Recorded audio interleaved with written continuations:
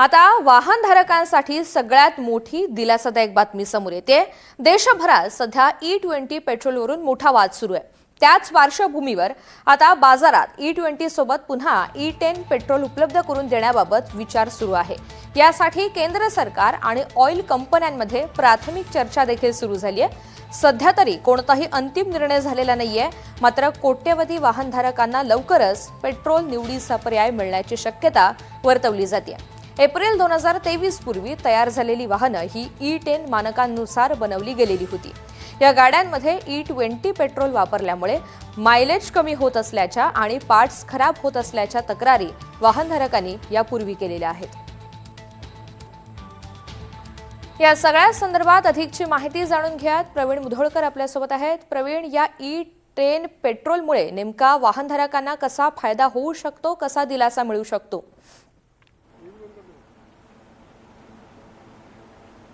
सध्या दोन प्रकारचं पेट्रोल उपलब्ध आहे। एका पेट्रोलचं नाव आहे E20 आणि एका पेट्रोलचं नाव आहे E85।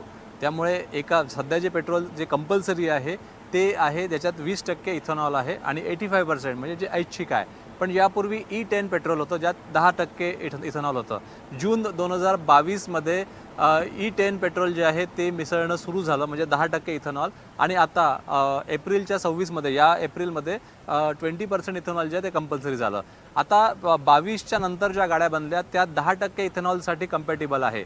त्यामुळे आता जे 20% इथेनॉल टाकलं जातं आहे त्यासाठी त्या गाड्या कम्पॅटेबल नाही असं देशभरामध्ये ओरड सुरू आहे। आता याच्यावरती देशभरामध्ये जनजागृती करण्यासाठी होर्डिंग्स लावले गेले, पेट्रोल पंपावरती नोटिसेस लावण्यात आले, जाहिराती लावण्यात आल्या, पण तरी लोकांचा जो म्हणणं आहे, संभ्रम आहे, तो काय दूर होत नाही।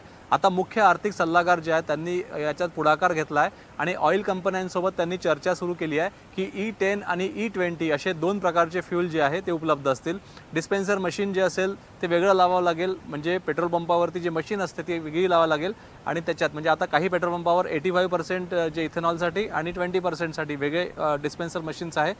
तसे दोन डिस्पेन्सर मशीन असतील आणि एकात तुम्हाला E20चं पेट्रोल मिळेल, एकात E10चं पेट्रोल मिळेल। त्यामुळे एक पाऊल मागं घेण्यासाठी सरकार तयार झालं आहे आणि आता E10 म्हणजे ज्याच्यात 10% इथेनॉल असेल त्या पेट्रोलमध्ये ते पेट्रोल मिळेल। आता खरी याच्यात वादाचा आणि ग्राहकांच्या फायद्याचं आणि ग्राहकांच्या हक्काचं जे सांगितलं जातं की इथेनॉलचे रेट आणि पेट्रोलचे रेट यामध्ये फरक आहे। त्यामुळे 10% जर इथेनॉल असेल तर पेट्रोलचे दर काही वाढणार आहे का, कमी होणार आहे का?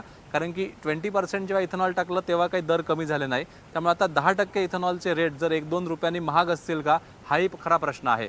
त्यामुळे आता ग्राहकांचं या संपूर्ण प्रकरणामध्ये हित जे आहे ते कसं साधलं जाईल याकडे लक्ष लागलं आहे। त्यामुळे एक पाऊल सरकारनं मागं घेत E10 पेट्रोल जे आहे, म्हणजे ज्या जुन्या गाड्या म्हणजे 2-3 वर्ष जुन्या ज्या गाड्या E10 कम्पॅटेबल आहे त्यासाठी E10 पेट्रोल हे लवकरच दिलं जाईल। आणि आता 25-26 नंतरच्या ज्या गाड्या E20 कम्पॅटेबल आहे त्यासाठी मात्र सध्याचं पेट्रोल आहे ते वापरता येईल। आणि त्यात पण सरकारचं म्हणणं आहे E10 असो का E20 असो, कुठलाही फरक वाहनांच्या इंजनवर किंवा त्याच्या गॅस किट किंवा इतर ज्या गोष्टी आहे, रबर पार्ट त्याच्यावर होत नाही आहे। निश्चित प्रवीण, धन्यवाद सविस्तर माहितीसाठी।